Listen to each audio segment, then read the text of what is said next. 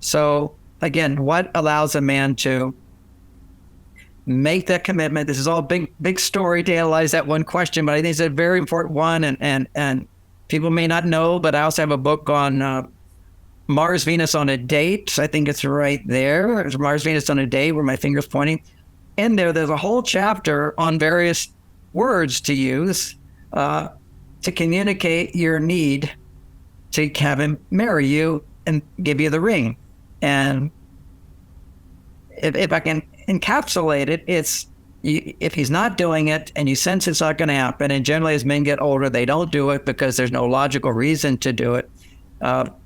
When younger, when you have children, there's a logical reason, and this is our culture and so forth. But older, it's like, hey, we love each other as long as we're getting along, why not? That's just weakening to a relationship. Men have to make a commitment. You can't give him that lecture saying you need to make that commitment. Right. As you can talk about yourself, which is when we've made this commitment, and I trust you, but I also have insecurities. And I know that if I don't have marriage, I'll start to close up and always be waiting for a younger woman to come along and sweep you off your feet. And that's my immature, irrational fears, but they exist inside of me. We're human beings. We're frail. We're vulnerable. When you see that guy bragging about his Corvette, he's just like a teenager saying, look, I'm still a guy here, it's coming from a place of insecurity. We all have insecurities and doubts and whatever. So we put those forth. And, or we do things to ensure that we're not too vulnerable to other people. And that's appropriate. We wear clothes, but when we can be fully vulnerable with someone, we take off our clothes, so to speak. And that's very natural. And that's very fulfilling because you feel like I can be myself. But to be that vulnerable for a woman, she needs to feel much safer than a man needs to feel. So you don't understand what it's like. It's like when you drive, you notice that I drive in a different way. It's because I have I'm more aware of what can go wrong.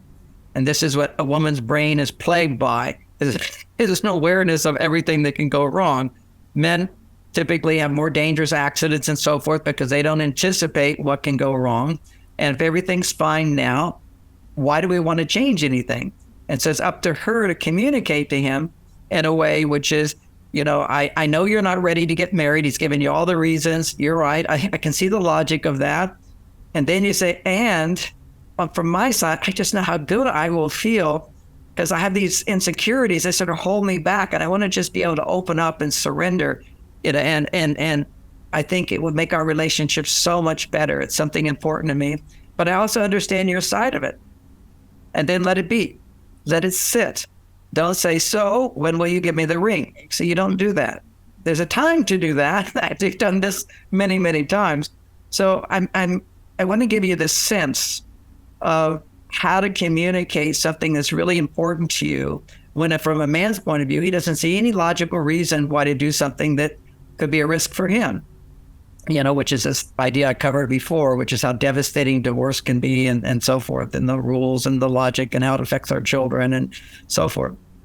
And his own insecurities. He's been probably married before too. And he saw the woman he loved become somebody else. What happened to the woman I fell in love with? And he has no clear understanding of how he contributed to that. So he can feel powerless. This is most of the case for women. It happens even more so for women. They have no awareness of how they contributed to the problems in past relationships. That's why your classes and courses are so important. And our website, Mars Venus, is so important.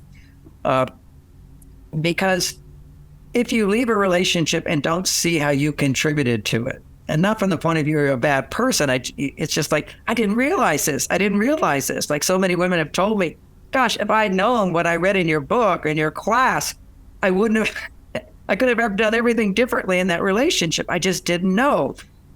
And why didn't I know it? Because men and women are different. So giving your partner what's going to work for them is not instinctive. What's instinctive is to give them what works for you.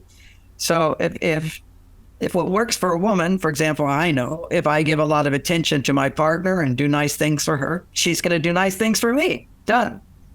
And that's the golden rule, right? It's just such an instinctive thing, which is if I give you what you need, you'll give me what I need. It's a reaction, a reciprocity. But what a woman needs most is not always what a man needs most. So you're giving him what you would want. For example, often one of the mistakes women make in the dating process. And I do recommend that book up there, Mars, Venus on a Date. It's a good book. I talk about all the mistakes women make to break the bonding process, which would be like, let's say you're going out on a date, you're dating, and you want to create conversation, and you know that if a man is asking lots of questions of you and is interested in you, you'll be more interested in him. That's what mom told you. If you want somebody to be interested in you, be interested in them. So you're just following the wrong advice. If you want a man to be interested in him, reveal yourself more and more, and he'll be interested in you because you are interesting. But asking him questions about him makes him more interested in himself. So, right. And you know what, John, I had one of these relationships back when I was in my 30s, and this was kind of an on again, off again thing for about a decade. I would have these hours and hours long conversations with this man. And, we shared all kinds of things and had all of these deep conversations. But a lot of it was me asking him questions and really deeply understanding him. And I fell in love with him, but he didn't fall in love with me. He loved talking to me. Yeah, he feels better about himself. He's got an audience. It's kind of like, it's my profession. I feel good. I get to talk. But it's not like with my partner, to bond with a woman, a man has to penetrate her. He does that in many different ways. He does that, one, by listening to her more and seeing who she is and going, gosh, I want more of that in my life. Another one is he does things for you, and you respond to what he does in a way which is better than anybody else in the past, which is, oh, she's delighted by me. Oh, she likes me. Oh, she enjoys hanging out with me. Oh, she's having a good time around me. And I'm part of that. I'm creating the conditions for that to happen. Then he bonds with you. So he bonds by providing. That's the whole thing. He bonds by going inside. And again, that's what the bonding process of sex is he goes inside of her, not her going inside of him. So there's a real balance there, which is very masculine and feminine, which you want to support as many ways you can. And, we've done other talks about, and this is in the Beyond Mars and Venus book you showed at the beginning, which I just think is one day will be the classic because it takes us beyond the ideas of men are from Mars, women are from Venus, which are all very, very important to understand.